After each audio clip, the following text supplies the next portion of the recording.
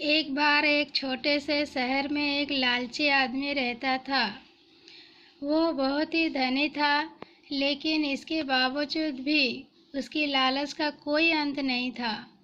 उसे सोना और कीमती वस्तुएं काफ़ी प्रिय थी, लेकिन एक बात जरूर थी कि वह अपनी बेटी को किसी भी चीज़ से ज़्यादा प्यार करता था।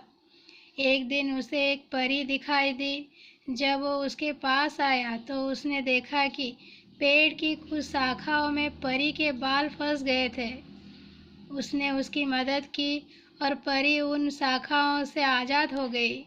लेकिन जैसे जैसे उसका लालच हावी हुआ, उसने महसूस किया कि उसके इस मदद के बदले में एक इच्छा मांगकर वो आसानी से अमीर बन सकता है।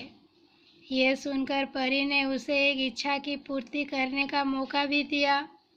ऐसे में उस लालची आदमी ने कहा कि जो कुछ मैं छूऊं वो सब सोना हो जाए।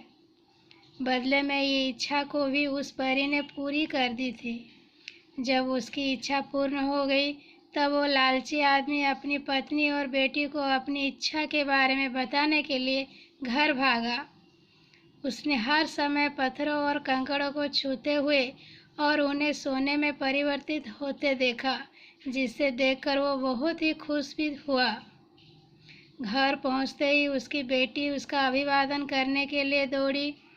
जैसे ही वो उसे अपनी बाहों में लेने के लिए नीचे झुका, वह एक सोने की मूर्ति में बदल गई। ये पूरी घटना अपने सामने देखते ही उसे अपनी गलती का एहसास हुआ।